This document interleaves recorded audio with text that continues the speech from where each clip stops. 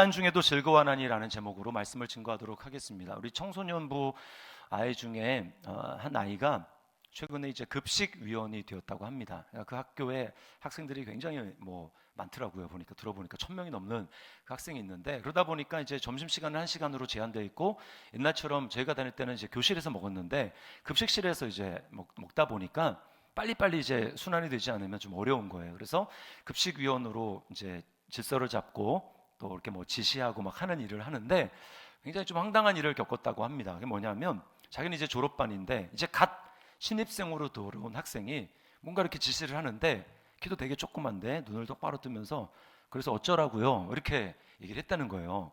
너무 이제 순간 당황해가지고 어찌할 바를 몰라서 이제 괴로움을 당했던. 그러면서 이제 자기가 자원해서 급식위원이 됐는데 급식위원 하고 싶은 마음이 싹 사라지고 그 이후로 너무나 괴롭고 고통스럽다라고 하는 이야기를 제가 들었습니다.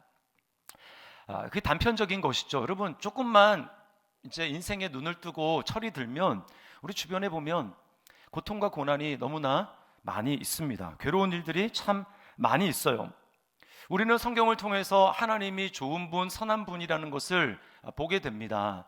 그런데 문제는 무엇입니까? 내가 원하는 대로 우리 삶이 그렇게 잘 돌아가지 않는다라는 거예요. 그래서 내 희망은 마음속에 있는데 그 희망이 깨어지고 내가 원하는 대로 삶이 돌아가지 않기 때문에 겪게 되는 마음속에 고통이 있다라는 거 하는 것입니다. 오늘 본문에 보면 이 환난이라고 하는 말이 나오는데, 이 환난은 문자 그대로 하면 초대교회 성도들이 예수님을 믿음으로 말미암아 그들이 순교를 당하거나 또는 순교에 준하는 그런 박해를 받는 것, 이것이 환난이죠.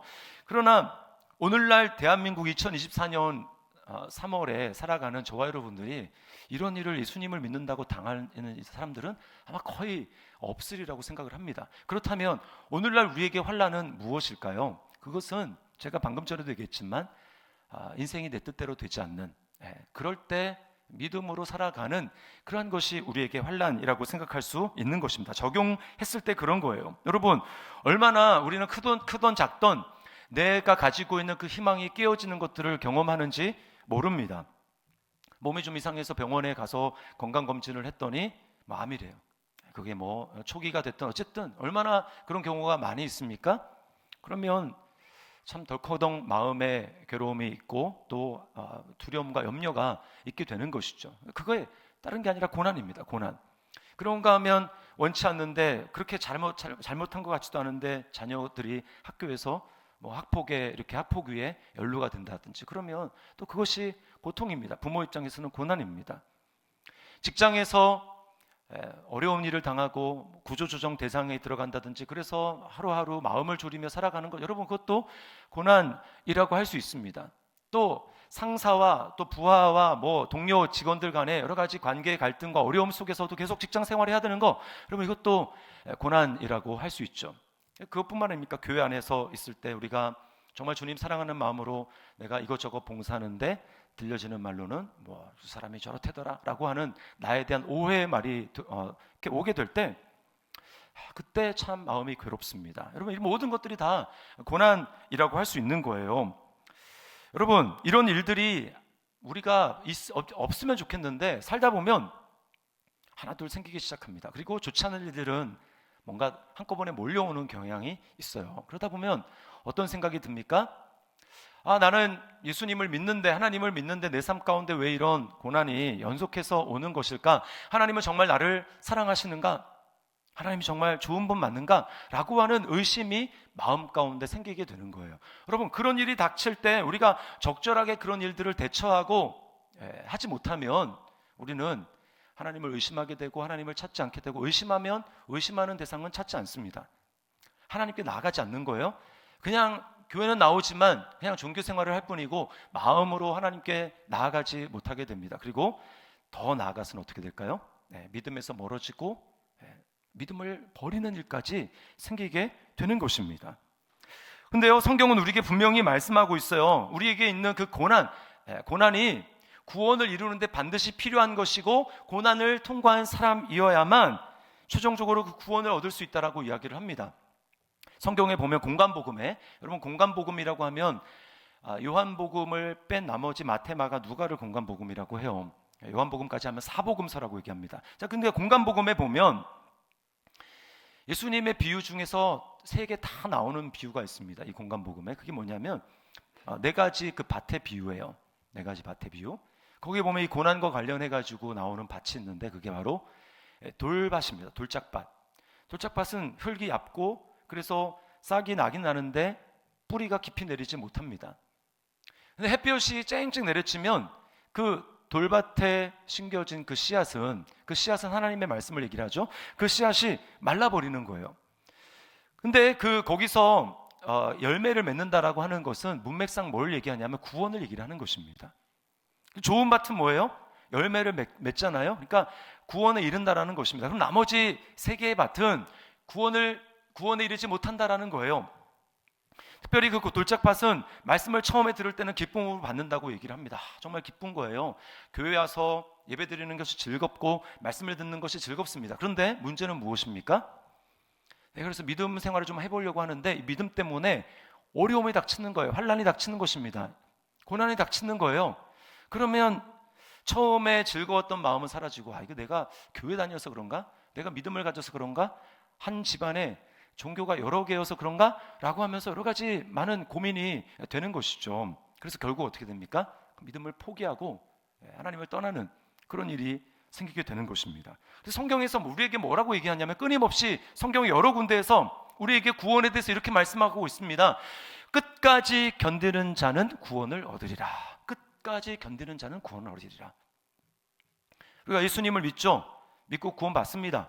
그런데 그 얘기는 뭐냐면 예수님을 믿지만 실제로 하나님의 은혜를 경험한 사람들이 이 세상에 살아가는 방식은 인내로 나타난다라는 거예요. 그게 바로 성도의 견인입니다. 하나님의 진짜 은혜를 받은 사람은 실제 삶 가운데 아무리 힘들고 어려움이 있어도 그것을 견뎌내는 믿음의 인내로 반응하게 된다라는 거예요. 그래서 마침내 끝까지 견디는 자로 남아서 구원을 이룬다라는 것입니다. 이거 끝까지 이루는 자, 끝까지 견디는 자는 구원을 받는다라고 하는 거예요. 그래서 좋은 밭은 무엇입니까? 하나님의 말씀을 받을 때에 그 말씀을 정말 믿음의 마음으로, 좋은 마음으로, 착한 마음으로 그 말씀을 받아들입니다. 그리고는 마음속에 인내로 지키는 거예요. 그 말씀을 굳게 인내하면서 지키는 겁니다. 그리고 마침내 결실하는 거죠. 마침내 구원을 받게 되는 것입니다. 이 말은 내가 예수님을 믿는 과정 가운데 그러면 한 번도 낙심하지 않고 넘어지지 않는다라는 얘기가 아니에요. 그 얘기가 아닙니다. 우리가 사람인데 어떻게 그럴 수 있겠습니까? 죄도 짓고 때로는 넘어지기도 하고 낙심도 하고 그렇죠. 그러나 중요한 건 무엇입니까? 거기서 다시금 돌이킨다라는 거예요. 회개한다라는 것입니다. 툴툴 자리를 털면서 내게는 예수님밖에 없습니다라고 하면서 다시금 일어서는 것. 반드시 이런 역사가 있고 그래서 끝까지 견디게 된다라고 하는 것입니다. 사도행전 14장 22절 말씀을 우리 같이 한번 읽어보겠습니다. 시작. 제자들의 마음을 굳게 하여 이 믿음에 머물러 있으라 권하고 또 우리가 하나님의 나라에 들어가려면 많은 환난을 겪어야 할 것이라 하고 바울 사도가 온 곳에 다니면서 복음을 전했는데 그 복음을 전한 곳에 다시 방문해서 뭐라고 하냐면 너희가 처음에 들었던 그 믿음에 머물러 있어라. 하나님 나라를 들어가려면 많은 환난을 받아야 된다. 그러니까 인내하라, 믿음으로 인내해라 라고 지금 이야기를 하고 있는 것입니다. 자, 그런데요, 오늘 본문에 보면 참 이렇게 심정적으로 머리로는 이해가 되지만 참 받아들이기 어려운 일이 나오는데 그게 뭐냐면 환난 중에도 즐거워하나니라고 하는 말이에요. 환난 중에도 즐거워하나니. 여러분 정말 그런 삶이 가능할까요? 초대교회 성도들은요 정말 그런 삶을 살았습니다. 그래서 예수님을 보지 못했지만 예수님을 사랑하고 기쁨이 충만했어요. 대표적인 사람이 누굽니까? 사도행전 7장에 나오는 스데반입니다. 유대인들에게 돌로 맞아 죽어가면서도요 그 얼굴이 천사와 같았다고 했어요. 그리고 그 사람들을 위해서 오히려 기도합니다. 하나님, 저들의 죄를 저들에게 돌리지 마십시오 라고 하면서 기도하면서 죽어가요. 환난 중에도 기뻐하는 것이죠. 여러분 어떻게 그런 삶이 가능할까요? 어떻게 우리가 그런 삶을 살아갈 수 있을까요? 자, 2가지 여러분에게 말씀을 드리려고 합니다. 자, 첫 번째는요, 고난을 통해서만 천국의 소망이 이루어진다는 사실을 우리가 믿어야 합니다. 우리가 이 땅에서 예수님을 믿으면서 2가지 감정을 동시에 가지고 있어요. 하나는 뭐냐 하면 기쁨입니다. 믿음으로 기뻐하는 거예요. 하나님 나라가 성령으로 말미암아 예수님을 믿고 내 마음 가운데 임했기 때문에 그러므로 말미암아 평안하고 기뻐하고 감사하는 것입니다. 이게 예수 믿는 사람들이 누리고 있는 특권이죠. 이거 너무 감사하죠. 그런데 동시에 또 하나 느끼는 거 있습니다. 그건 뭐냐면 고통과 괴로움과 탄식이에요. 탄식. 왜 그렇습니까? 눈을 들어보면 아까 우리 탄소금식 하면서 영상도 보셨겠지만 이 세상에 있는 고통하고 있는 신음하고 있는 현실들을 바라보면 괴로운 거예요. 이제 해마다 뭐 자살 숫자가 우리나라가 뭐 OECD 국가 중에서 1위라고 하지 않습니까? 저는 참 가슴 아픈 일들이 이제 청소년들이 정말 아직 자기 꿈도 제대로 펼쳐보지 못한 청소년들이 뭐 성적 때문에 자살하고 뭐 이런 일들을 보게 되면 너무나 가슴이 아픕니다. 그런 일을 보면 왜 이런 일이 일어나야만 할까?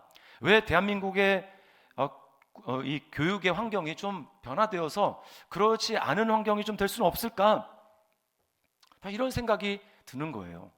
왜 그렇게 경쟁해서 꼭 이런 방식으로만 살아가야 하는 것일까? 다른 방식은 없을까? 그래서 많은 사람들이 막 유학이나 아니면 이민을 생각하고 하는 이유가 여기 있는 거 아니겠습니까? 그런가 하면 요즘에 너무 힘들다고 하잖아요. 자영업자들이 살아가는 데 너무나 힘듭니다. 그래서 비관해서 자살하는 분들이 나오는데 그걸 보면서 이 땅에서는 꼭 이렇게 살 수밖에 없는 것일까? 미래에 대해서 막 염려하면서 불안하면서 좀 그렇게 살아갈 수밖에 없는 것일까? 좀 사업에 실패하면 그래도 좀 울타리가 있어서 다시 한번 살아갈 수 있고 그렇게 염려하지 않고도 살아갈 수 있는 그런 세상은 좀 없는 것일까? 그런 일은 불가능한 것인가? 라고 하는 생각을 막 하게 되는 거예요. 그러면 한숨이 나오는 거죠. 그러면 탄식이 나오는 거예요. 근데 우리는 예수 믿는 사람으로서 정답을 알고 있잖아요. 이 세상에는 그게 없다. 이 세상에선 그런 삶이 없다.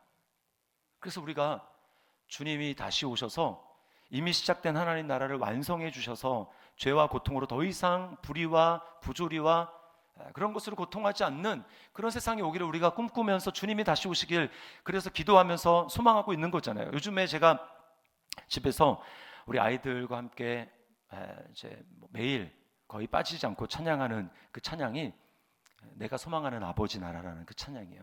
그 찬양에 이렇게 됩니다. 내가 소망하는 아버지 나라 주님 오시는 그날 완성되리 우린 고대하네 주님 오시는 그날을 그래서 마라나타 주님 다시 오십시오. 여러분 하나님 나라의 그 소망 주님이 다시 오셔서 이루어질 그 완성될 하나님 나라의 소망 우리가 이 소망을 꿈꾸게 되는데 그런데 아무나 그 소망을 꿈꾸는 것이 아니라 오늘 성경 말씀에 보면 그 하나님 나라의 소망을 꿈꾸는 사람은 환난을 통해서 고난을 통해서 연단된 인격을 가진 사람이 그 나라의 소망을 꿈꾸며 그 나라의 소망을 이루어간다라고 말씀을 하고 있어요. 3절 4절을 우리 다시 한번 읽어보도록 하겠습니다. 시작. 다만 이뿐 아니라 우리가 환난 중에도 즐거워하나니 이는 환난은 인내를 인내는 연단을 연단은 소망을 이루는 줄 알미로다. 연단은 소망을 이룬다. 연단의 단계에 이루서야 비로소 소망을 이루게 된다라고 하는 것입니다. 근데 이 연단이 뭔가 세 번역에서는 이게 단련된 인격이라고 번역을 했고요. 영어 버전에 보면 영어 성경에 보면 캐릭터라는 말로 번역을 했어요. 캐릭터 어떤 그런 캐릭터가 딱 형성이 돼야 그제서야 영원한 하나님 나라를 소망하고 그 소망을 이루어갈 수 있는 존재가 된다는 것입니다. 그냥 다시 예수를 딱 믿고 예수님은 딱 믿고 그래서 왕창 예수 믿을 때 받은 그 은혜 그거 가지고 되는 게 아니라는 거예요. 뭐라고 얘기합니까? 환난을 통해서 우리가 인내를 하는 내 인내가 아니라 여기서는 성령의 열매로서의 인내예요. 우리 안에 계시는 성령을 통해서 믿음으로 하는 그 인내의 과정을 통해서 비로소 뭐가 생성된다라는 거예요? 단련된 인격, 캐릭터. 그 캐릭터가 우리에게 갖춰지게 될 때, 그렇게 우리가 빚어지게 될 때 비로소 소망을 이루게 된다라고 하는 것입니다. 그러니까 여러분 이게 구원을 이루어가는 과정이에요. 그냥 예수 믿었고 과거에 내가 은혜 왕창 받았다 이거로 되는 게 아닙니다. 계속해서 믿음으로 우리가 살아가야 되는 거예요. 거저 되는 것이 아닙니다. 그래서 비싸고 좋은 칼은 이 연단의 과정을 거치지 않습니까? 뜨거운 불에 들어가 가지고 달궈진 다음에 나오면 그다음 망치로 막 두들기고 그다음에 또 찬물에 집어넣고 이거를 얼마 반복했느냐에 따라서 좋은, 웬만해서는 부러지지 않는 그런 좋은 칼이 되는 겁니다. 단련된 칼이 되는 것이죠. 마찬가지입니다. 신앙의 인격도 마찬가지, 그냥 거저되는 것이 아닙니다. 제가 이제 뭐 몇 번 얘기를 한 것 같은데 저희 그 집안이 예수님을 믿게 된 것이 그런 고난의 과정을 통해서 믿게 됐어요. 저희 이제 어머니가 2번 유산을 하고 3번째로 이제 갖게 되고 태어난 게 저희 형이었습니다. 그러니까 이제 2번 유산을 했기 때문에 3번째 형을 가졌을 때는 저희 어머니가 거의 누워 계셨어요. 누워 계셨습니다. 그러다 보니까 그 아이가 이제 막달이 돼가지고는 엄청 커졌어요. 그래서 엄청 우량아로 4.3인가 4.4로 저 형이 태어났습니다. 근데 이제 자연분만해서 저희 어머니가 엄청나게 고생을 하셨습니다. 근데 뭐 잘 건강하게 자랐으면 좋겠는데 한 돌쯤 돼가지고 아픈 거예요. 아픕니다. 근데 문제는 뭐냐? 병명을 몰라요. 아무리 좋은 병원을 가고 하늘 찾아가도 병명을 모릅니다. 병명을 알아야 뭐 진단을 하고 고치죠. 근데 병명을 모르니까 뭐 어떻게 방법이 없는 거예요. 그때 정말 거의 다 포기하는 그때 전도를 받습니다. 그리고 그때 부흥회에 참석해서 첫날에 저 형이 뭐 그렇게 몇 달 동안 해도 못 고치던 그 병을 고쳤어요. 기도받은 것도 아닙니다. 근데 그 부흥의 열기가 이제 워낙 뜨거우니까 거기 참여했는데 거기서 운행하시는 성령님으로 그냥 치유된 거예요. 형이 고침을 받았습니다. 그리고 거기서 저희 아버지가 예수님을 인격적으로 만나게 되셨어요. 천국의 환상을 보고 뭐 완전히 난리가 났습니다. 비로소 이제 믿음을 갖게 되었는데 그러면서 이제 그 당시에 한 1년도 안 걸렸습니다. 저희 이제 이종 사촌 이제 가족들이 다 예수님 앞으로 이렇게 돌아오게 되는데 그러면서 저희 아버지가 이제 완전히 바뀌었어요. 완전 사람이 180도로 바뀌어서 전에는 신혼이었음에도 불구하고 결혼한 다음에 저희 아버지가 직장 끝나면 술 마시고 이렇게 막 좀 노시다가 그리고 이제 들어오셨는데 예수님을 딱 만난 다음에 술 담배 한꺼번에 그냥 한날에 끊었습니다. 그리고 월급 받으면 그 월급을 이제 바로 저희 어머니한테 딱 갖다 바치시고 그 다음에 직장 끝나고 오면은 바로 집에 오셔서 막 기도가 너무 하고 싶은 거예요. 은혜 받을 때 이제 방언의 인사를 같이 받았는데 이 방언을 하고 싶어가지고 그래서 저희 아버지가 굉장히 소심한 다른 사람의 이목을 많이 신경 쓰는 분인데 기도를 하는 겁니다. 한여름에도. 근데 이제 기도 소리가 이제 새어 나갈까봐 이불을 뒤집어 쓰고 기도를 하시는 거예요. 그런 놀라운 은혜가 있었습니다. 근데 그렇게 하다가 이제 몇 개월이 지난 다음에 저희 그 가족이 모였는데 저희 고모가 예언의 은사를 하시는 분이었어요. 뭐라고 하나님이 예언을 주셨냐면 하나님이 오빠는 목회자로 목사로 하나님 부르신다. 주의 종으로 부르신다. 저희 아버지가 딱 듣자마자 정색을 하면서 무시했습니다. 나는 돈 많이 벌어서 교회에 헌금하는 그런 장로가 되지 내가 무슨 목사가 되냐라고 하면서 그걸 묵살했어요. 그 당시에 저희 집이 굉장히 잘 살았다고 합니다. 뭐 집이 한 3채 정도 됐대요. 아버지가 그때 그대로 좀 유지를 했으면 제가 흑수저가 아니라 좀 은수저 아니면 동수저 정도는 되지 않았을까 그렇게 생각을 합니다. 근데 그 이후부터 이제 막 재물이 날아가기 시작합니다. 날아가고 그래도 건강하니까 근데 하나님이 건강도 건드시는 거예요. 어느 날 눈이 안 보입니다. 눈이 이제 초점이 한 9개로 보이는 거예요. 그러니까 멀쩡한 대낮에 나가도 마치 만취한 사람처럼 뭐 좀 가다가 길에 쓰러지고 넘어지는 겁니다. 안 고쳐지는 거예요. 아버지가 그때 첫째를 고쳐주셨던 그 하나님을 기억하고 아버지가 약봉지를 쓰레기통에 집어넣고 금식 기도원으로 올라가십니다. 그리고 거기서 하나님 앞에 기도하는 거예요. 하나님, 이제는 제가 하나님이 뭐라고 말씀하시든 제가 순종하겠습니다. 제가 그 말씀에 따르겠습니다. 그렇게 해서 3일 금식을 했는데요. 정말 기적과 같이 3일 금식하고 나서 눈이 정상으로 돌아왔어요. 그렇게 해서 목회의 길을 가게 된 그 이유도 많지만 시간 상황상 제가 다 말씀을 드릴 수 없고 저는 제가 아버지를 통해서 아버지 일대기를 쫙 들으면서 이분은 진짜 이 방법 아니면 방법이 없었겠구나. 너무 자아가 강해가지고 자기가 뭘 하면 다 되는 분이었거든요. 그러니까 하나님이 안 되게 막는 거예요. 안 되게.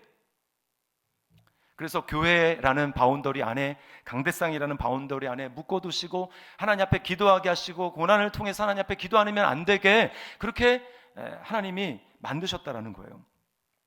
여러분, 우리는 그렇게 생각합니다. 고난 아니고도 좀 예수님을 잘 믿을 수 있지 않을까? 그렇게 생각하죠. 그러나 그렇지 않습니다. 여러분, 우리는 하나님을 마치 C.S. 루이스가 한 말인데요, 낙하산을 대하듯이 하나님을 대할 때가 참 많아요. 예수님을 믿어도 예수님을 주인으로 삼지 않고 살아온 그 세월 동안 내 생각과 내가 모든 것을 하는 그것이 우리 몸에 너무나 당연하게 배어서 예수님을 믿은 다음에도요, 우리는 하나님을 이용할 일이 없기를 바랍니다. 마치 보험 드는 것처럼, 비행기 타가다가 낙하산 편 일이 생기면 안 되잖아요, 그렇죠? 그것처럼 내 인생에서 하나님을 이용할 일이 없기를 바랍니다. 이건 저도 마찬가지예요. 이것이 타락한 인간입니다. 어떻게 하면 하나님 없이 내 힘으로 살아갈 수 있을까? 그래서 하나님 부를 일이 없기를 바라요. 여러분에게 막 돈이 엄청나게 쌓여 있고 건강하고 모든 일이 다 잘 된다면 그럼 과연 하나님을 찾을까요? 저도 안 찾을 것 같아요, 하나님. 어떻게 하면 하나님 없이 내가 살아갈까? 거기에 완전히 찌들어진 우리 삶입니다. 그래서 고난 아니면 방법이 없는 거예요. C.S. 루이스가 고통의 문제라는 책에서 이렇게 말을 합니다. 하나님은 쾌락 속에서 우리에게 속삭이시고, 우리 쾌락 가운데 하나님은요 속삭이는 정도. 그래서 하나님 음성을 거의 듣지 못합니다. 고통 속에서 소리치십니다. 고통은 귀먹은 세상을 불러 깨우는 하나님의 메가폰입니다. 고통 아니면 방법이 없는 거예요. 고난을 통해서 믿음의 인내의 과정을 통해서만 연단된 인격, 단련된 인격으로 그 사람이 하나님 나라를 소망하는, 소망을 이루어가는 사람이 될 수 있다는 것입니다. 그러므로 여러분이 지금 고난에 여러분의 뭔가 소망대로 잘 이루어지지 않고 뭘 해도 자꾸 딴 길로 가고 깨지고 막 그런 일을 겪고 있습니까? 그것이 하나님이 여러분을 사랑하지 않는다라는 증거가 아니고, 오히려 반대로 하나님이 여러분을 사랑하셔서 단련된 인격으로 부르고 계신다라는 것을 여러분 믿을 수 있기를 주님의 이름으로 축원합니다. 고난 아니면 방법이 없는 거예요. 방법이 없습니다. 근데요, 우리 주변을 돌아봐도 현상적으로 한 가지 이상한 점을 발견하게 됩니다. 아니, 어떤 분은 예수님을 믿고 교회를 다니는 분임에도 불구하고 고난을 통해 가지고 그러니까 단련된 인격으로 나가는 게 아니라 오히려 고난에 완전히 찌들어 가지고 원망하고 불평하고 굉장히 사람이 냉소적으로 변하고 굉장히 좀 안 좋은 쪽으로 이렇게 가는 분이 있어요. 그러다 심하면 하나님을 떠나는 경우도 있습니다. 아니, 왜 교회를 다니고 예수님을 믿는다고 하면서 고난이 그분에게는 단련된 인격으로 작용하는 것이 아니라 왜 반대로 작용을 하나? 우린 궁금합니다. 여러분 종종 보지 않습니까, 주변에? 그래서 두 번째가 우리에게 꼭 필요한 것입니다. 두 번째가 뭔가? 두 번째는 고난의 때 주님의 사랑의 위로를 받아야 된다라고 하는 거예요. 고난의 때에 주님의 사랑의 위로를 받지 못하게 될 때에 우리는 믿음의 인내를 하지 못하게 됩니다. 우리 5절 말씀을 세 번역으로 함께 읽어보겠습니다. 시작. 이 희망은 우리를 실망시키지 않습니다. 하나님께서 우리에게 주신 성령을 통하여 그의 사랑을 우리 마음속에 부어주셨기 때문입니다. 네, 바로 이것입니다. 하나님의 사랑을 우리 마음에 성령을 통해서 부어주시는 것, 이게 바로 부흥이에요. 부흥. 성령께서 이 일을 하시는 것입니다. 여러분, 이거는요 머릿속으로 추론하는 게 아닙니다. 성경에 이렇게 말씀하셨지. 그러니까 이렇게 해서 하나님 나를 사랑하시는 거구나. 이게 아니에요. 여기서 하나님이 성령을 통해서 우리에게 하나님의 사랑을 부어주셨다라고 얘기하는 것은 직관적인 경험을 얘기하는 겁니다. 추론해가지고 필요 없어요. 그냥 바로 하나님의 사랑 때문에 마음이 녹아지고 마음이 뜨거워지고 주님의 사랑 때문에 눈물을 흘리는 직관적인 경험을 얘기를 하는 것입니다. 이런 사랑이 우리에게 성령으로 말미암아 부어지게 될 때 아무리 고난이 힘들고 힘든 그 과정 가운데 있어도 우리가 낙심하지 않고 믿음으로 인내할 수 있고 단련된 인격으로 나아갈 수 있다라고 하는 것입니다. 여러분, 이것이 부흥입니다. 그리스도가 보여주신 사랑이에요. 언제 우리가 위로를 받습니까? 여러분, 주변에서 힘든 일을 당할 때 힘내세요, 이렇게 위로의 말을 건넬 때 어떨 때 그런 말이 진짜로 위로가 됩니까? 나를 정말 내 상황을 공감해서 그렇게 얘기를 해줄 때 우리는 위로를 받게 됩니다. 여러분, 근데 이 공감이라고 하는 말, 영어로는 sympathy라고 하는데, 이 그 공감이라고 하는 말이 어떤 어원이 있냐면, 심은 with라는, together라는 뜻입니다. 함께. 그다음 파티는 뭘 얘기하냐면, 그건 고통을 얘기하는 거예요. 페인을 얘기합니다. 고통. 그래서 함께, 나와 함께 그 고통의 현장 가운데 함께 고난을 경험하면서, 그래서 나에게 위로의 말을 건넬 때, 여러분, 그것이 진짜 우리에게 위로가 되는 것입니다. 하나님이 바로 이런 위로와 사랑을 우리에게 주시는 분이에요. 하나님은 우리가 고통과 고난을 당하고 있을 때 팔짱을 끼면서, 야, 너가 스스로 자초하지 않았느냐, 나를 떠나서 너 스스로 해보려고 그렇게 한 거 아니냐 라고 하면서 팔짱을 끼면서 우리를 내버려 두시는 분이 아닙니다. 너 혼자 잘해봐라. 그리고 또 우리에게 방법만 가르쳐주면서, 야, 이렇게 하면 돼, 알았지, 잘해봐 라고 하시는 분도 아니에요. 어떤 하나님이십니까? 그 고통하고 있는 고난의 현장 가운데 주님이 직접 우리에게 찾아오셔서 우리를 위로해 주시는 거예요. 그리고 주님이 그 고난을 당하시는 것입니다. 고통을 당하시는 거예요. 하나님이, 그래서 하나님의 아들이 이 세상 가운데 오신 것입니다. 주님이, 여러분, 우리가 고통을 당하는 가장 궁극적인 이유는, 우리가 아까도 얘기했지만 하나님을 떠나서 나 스스로 하나님께 독립해서 살려고 하는 그것 때문에 고난을 당하는 것입니다. 성경이 그것이 가장 죄의 근원이라고 이야기를 하는 거예요. 하나님 입장에서 어떻게 해야 됩니까? 다 하나님의 것인데 자기 것으로 막 우기면서 마음대로 갖다 쓰고, 그런 자가 있다면, 만약에 우리 교회가 있는데 건물 주인이 있지 않습니까? 그런데 세를 내지도 않고 딱 들어와서는, 이거 우리 겁니다, 만약에 이렇게 얘기한다고, 그래서 월세 안 난다고 한번 생각을 해보시죠. 여러분, 어떻게 하겠습니까? 당장 쫓아내겠죠. 법을 소송해가지고 법의 위력을 경험하게 할 것입니다. 이것이 정의잖아요, 그렇죠? 하나님, 근데 모든 걸 다 하나님 만드시고 우리에게 그것을 그냥 맡겨주셨는데, 그것을 마치 내 것인 것처럼 마음대로 쓰면서 하나님을 주인으로도 인정하지 않고 살아요. 그럼 어떻게 해야 됩니까? 하나님이 오셔서 마땅히 처벌해야죠. 힘을 가지고 그 힘을 보여줘야 됩니다. 그런데 우리 하나님 어떻게 하십니까? 우리를 처벌하기 위해서 힘을 사용하신 것이 아니라, 주님은 이 땅에 힘없는 피지배 국가인 유대 땅에 오십니다. 그것도 가장 가난한 그런 가정에 태어나세요. 아기로 오십니다. 힘없는 아기로 오십니다. 그리고는 이 땅에 예수님은 죄가 없으셔서 거기에 가담한 적이 없으신데, 사람들이 죄로 말미암아 만들어내는 부조리와 고통, 그것을 주님이 다 몸소 당하십니다. 그것을 고쳐주시기 위해서 기적을 베풀어 주시고, 내가 하나님의 아들이다, 너희는 나를 믿어야 살 수 있다라고 이야기를 하는데, 그 예수님을 오히려 모욕하고 십자가에 못 박습니다. 여러분, 하나님을 거부하고 반역했던 그 저와 여러분의 죄를 주님이 고스란히 짊어지시고, 주님이 우리가 받아야 될 처벌의 자리에서 주님이 대신 그 처벌을 받으십니다. 자발적으로 십자가에 오르세요. 저는 십자가를 묵상할 때 여러 곳에서 은혜를 받지만, 특별히 주님이 그 고통을 고스란히 감내하기 위해서 십자가는 가장 인간이 고안해낸 형벌 중에서 가장 극심한 고통의 형벌입니다. 그래서 사형수들에게 고통을 좀 참아내라고 쓸개를 탄 포도주를 줘요. 이거는 일종의 마취제입니다. 다 받아 마시죠. 근데 예수님은 그걸 거부하십니다. 왜 거부하실까요?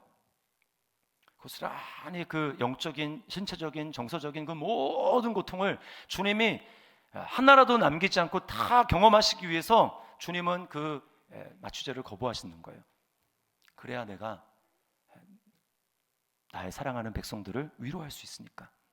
주님은 그 일을 감당하신 것입니다. 그래서요, 주님이 위로하지 못할 고통당하는 사람은 한 사람도 없습니다. 주님은 우리를 위로하실 수 있는 거예요. 히브리서 4장 15절과 16절 말씀에 이렇게 말씀하고 있습니다. 우리 같이 한번 읽어보겠습니다. 시작. 우리에게 있는 대제사장은 우리의 연약함을 동정하지 못하시리가 아니요 모든 일에 우리와 똑같이 시험을 받으신 이로되 죄는 없으시니라. 그러므로 우리는 긍휼하심을 받고 때를 따라 돕는 은혜를 얻기 위하여 은혜의 보좌 앞에 담대히 나아갈 것이니라. 아멘. 여러분, 이런 은혜를 받은 사람이 저와 여러분들입니다. 그렇다면 고난의 때에 이런 은혜를 우리가 누려야 되지 않겠습니까? 이런 위로를 우리가 받아야 되지 않겠습니까? 이런 주님이 우리를 위해서 이런 모든 것들을 다 예비하셨는데, 여러분, 이 주님의 사랑과 위로가 바로 나를 위한 것인데 그것을 경험하지 못한다면 얼마나 힘들겠어요? 얼마나 손해입니까? 어떻게 경험할 수 있어요? 누구든지 정말 이 말씀을 그대로 믿고 주님 앞에 나아가서 주님, 바로 그런 위로가 필요한 사람이 바로 나입니다 라고 주님을 찾으면 주님은 우리에게 놀라운 은혜를 주시는 거예요. 여러분, 은퇴하신 그 김동호 목사님 이제 아실 겁니다. 김동호 목사님이 5년 전에 폐암이 발견돼서 폐암 수술을 하셨다고 합니다. 그리고 이제 그 병실에서 이제 그 수술실로 옮기기 위해서 이 수술용 그 침상에 옮기는데 목사님이 기분이 썩 좋지 않았대요. 당연히 기분이 좋지 않죠. 뭐 기분이 좋겠습니까? 굉장히 불안하고 두려운 마음이 들었다고 말합니다. 목사님이 기도하셨대요. 하나님 앞에. 하나님, 저 잘 다녀오겠습니다. 수술 잘 받고 오겠습니다. 이렇게 기도를 하셨답니다. 근데 그렇게 기도했는데 마음 가운데 성령님이 어떤 감동을 주시냐면 이런 감동이래요. 내가 같이 갈 건데 이런 감동을 주셨다고 합니다. 내가 같이 갈 건데. 그렇죠. 여러분, 하나님은 우리로 하여금 그런 고난의 현장 가운데 버려두시고 내가 응원해 줄 테니까 잘 다녀 이런 분이 아닙니다. 같이 가는 거예요. 그 목사님이 이 사실을 깨닫고 이렇게 고백을 하셨어요. 주님이 함께 하신다는 사실을 깨닫고 마음으로 인정하니까 감당할 수 없는 평안이 왔습니다. 하나님은 우리에게 위로와 평안을 주시는 하나님이십니다. 아멘. 하나님은 우리에게 위로와 평안을 주시는 그런 하나님. 그러기 위해서 예수님이 오셨고 그래서 우리에게 성령을 주신 거예요. 누가 이걸 누릴 수 있습니까? 믿음으로 고백하고 믿음으로 반응하는 사람이 이것을 누릴 수 있는 거예요. 하나님이 주신 우리에게 모든 은혜는 다 오직 믿음을 통해서만 은혜를 받을 수 있는 것입니다. 그런 의미에서 저는 참 이렇게 좀 답답한 게 있어요. 그게 뭐냐면 예배 가운데 여러분 나올 때 우리가 찬양팀 얼마나 은혜스럽습니까? 근데 제가 앞에서 가끔 보면 어떤 분은 찬양을 하는데 어떤 분은 입을 닫고 있고 어떤 분은 찬양을 하는데 그냥 입술만 그냥 달짝 하시는 분이 있어요. 여러분, 믿음이라는 건 뭐냐면요, 입을 여는 것입니다. 그래서 기독교는 고백의 종교라고 하는 이유가 거기 있는 거예요. 구원이 우리에게 어떻게 임합니까? 그냥 마음으로만 믿는 게 아닙니다. 마음으로 믿어 의에 이르고 그다음 뭐예요? 입으로 시인하여 구원에 이르느니라. 정말 믿는다면 입으로 고백해야 되는 거예요. 고백. 그럴 때 하나님의 능력이 임하는 것입니다. 믿는다라는 것은 고백하는 거예요. 찬양의 능력이 있는 이유가 이것입니다. 마귀는요, 우리의 입을 닫도록 만들어요. 그래서 자꾸 뒤로 후퇴하게 만듭니다. 싸웠어요. 집에서 주일날 예배 나오기 전에. 그러면 마귀는 야, 그래가지고 무슨 예배를 드린다고 그러냐? 그냥 집에서 온라인으로 예배 드리지 뭐. 왜? 감정에 따라가도록 만드는 거예요. 지금 내 상태, 기분, 이런 상황에서 무슨 예배를 드려? 내가 지금 환경이 너무 힘들고 이런저런 어려움이 있고 환경에 눌리고 마음에 눌리고 이런 상황에 무슨 입을 열어서 찬양을 해? 예배 가운데 나온 것만도 그냥 하나님 그냥 감사한 줄 아셔야지. 여러분, 그러기 때문에 더 입을 열어야 되는 것입니다. 그러기 때문에 마귀는 점점 하여금 우리 입을 딱 닫고 계속 뒷걸음치게 만들어요. 계속 뒷걸음치게. 그러나 성령님 어떻습니까? 그럼에도 불구하고 입을 열어라. 그럼에도 불구하고 찬양을 해라. 그럼에도 불구하고 입을 열어 믿음으로 기도해라. 감사해라. 그럴 때 능력을 경험하게 되는 것입니다. 주님이 우리에게 베풀어 주신 은혜는 그렇게 누리는 거예요. 감정이 그렇지 않기 때문에 자꾸 하나님의 말씀으로 말하는 겁니다. 찬양을 해야 되는 거예요. 그럴 때 갑자기 분위기가 반전이 됩니다. 이거는 해본 사람만 경험할 수 있는 거예요. 자, 여기 히브리서 10장 38, 39절 말씀을 우리 같이 한번 읽겠습니다. 시작. 나의 의인은 믿음으로 말미암아 살리라. 또한 뒤로 물러가면 내 마음이 그를 기뻐하지 아니하리라 하셨느니라. 우리는 뒤로 물러가 멸망할 자가 아니요 오직 영혼을 구원함에 이르는 믿음을 가진 자니라. 아멘. 사단은 끊임없이 우리를 환경과 기분과 감정에 매여서, 자, 너 그런 기분 아니지? 그러니까 너는 가만히 있어야 돼. 입을 닫고 있어야 돼. 자, 뒤로 물러가게 합니다. 또 더 큰 어려움이 왔어요. 거기에 또 기분과 감정대로 반응해서 또 뒤로 물러가게 만듭니다. 그래서 뒤로 물러가면 결국 어떻게 되느냐? 결국 하나님 의심하고 믿음을 버리는 거예요. 주님은 그것이 믿음이라고 얘기하지 않습니다. 믿음은요, 물러가지 않는 거예요. 딱 버티고 서서 이런 일이 내게 왔지만, 그러나 나는 입을 열어서 믿음으로 찬양할 거야, 나는 입을 열어서 믿음으로 기도할 거야, 감사할 거야 라고 하면서 그렇게 할 때, 그게 딱 믿음에 버티고 서서 그 다음에는 앞으로 한 걸음 한 걸음 오히려 나아가는 것입니다. 나의 의인은 믿음으로 말미암아 살리라. 뒤로 물러가면 내 마음이 그를 기뻐하지 아니하리라. 여러분, 고난 주간은 주님의 고난을 감상적으로 묵상하면서 그냥 슬퍼하고 침울하게 보내는, 그게 고난 주간이 아닙니다. 어떻게 해야 될까요? 주님이 그 고난 가운데 나를 위해서 십자가를 지시고 그 길을 승리하며 걸어가셨으니, 나도 이 고난을 당해서 인내로, 믿음의 인내로 주님의 사랑을 믿음으로 경험하면서, 주님의 위로를 경험하면서, 주님 내게 이 처한 이 고난의 현실, 이것을 내가 극복하며 하나님께 찬양하겠습니다, 감사하겠습니다, 승리하겠습니다, 이렇게 나아가는 것이 고난 주간인 것을 여러분 믿으시기를 바랍니다. 이번 한 주간 믿음으로 그렇게 승리하는 저와 여러분의 삶이 될 수 있기를 주님의 이름으로 축원합니다. 우리 말씀을 기억하면서 우리 찬양했으면 좋겠어요. 인내라는 찬양이 있습니다. 로마서 5장, 지금 방금 읽은 그 구절을 가지고 만들었어요. 고난은 인내를, 인내는 연단을, 연단은 소망을 이루네. 우리 찬양 하나님 앞에 고백하며 나가겠습니다.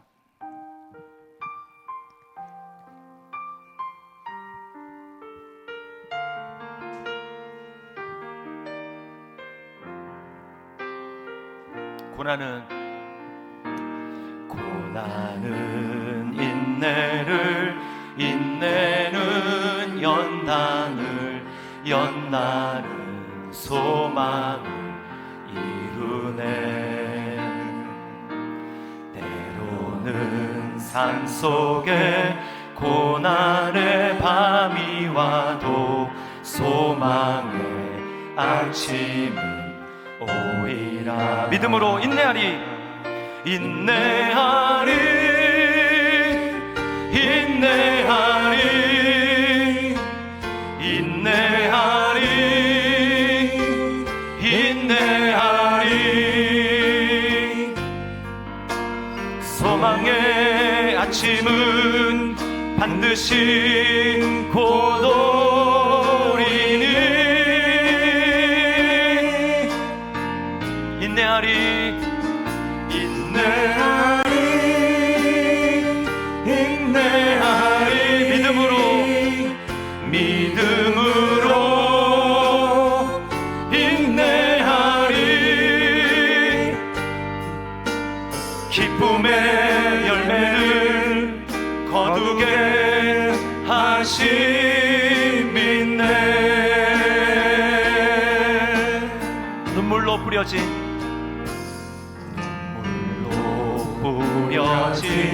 기도의 씨앗은 기쁨의 열매를 맺으리. 아멘.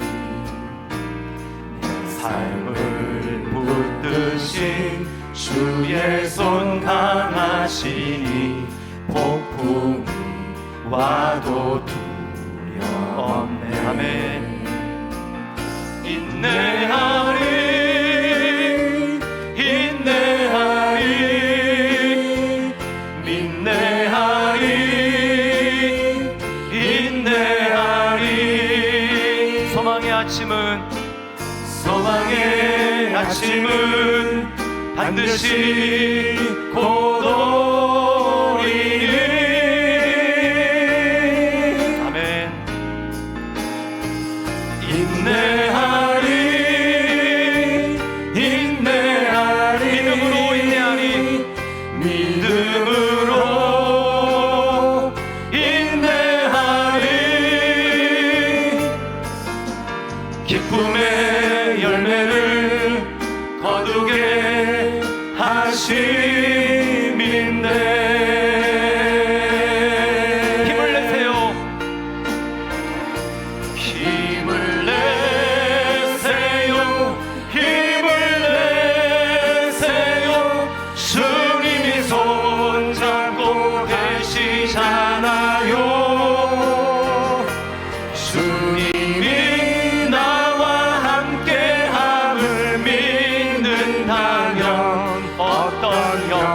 역경도 이길 수 있잖아요. 너무 견디기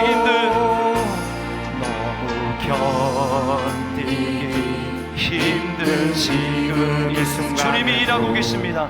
주님이 일하고 계시잖아요. 남들은 지쳐 앉아 있을지라도 당신만은 일어서 우리 믿음으로 선포합시다. 힘을 내세요. 힘을 내세요. 힘을 내세요. 주님이 손잡고 계시잖아요. 주님이 나와 함께함을 믿는다면 어떤 역경도 이길 수 있잖아요. 우리 시간에 같이 한번 기도하겠습니다. 말씀을 기억하면서 여러분 무엇을 지금 바라보고 소망하고 있습니까? 우리는 이 땅을 소망 삼으라고 부름받은 존재가 아닙니다. 예수님을 믿고 성령을 주어서 우리 하나님 나라를 볼 수 있게 됐어요. 하나님 나라 이미 들어왔습니다.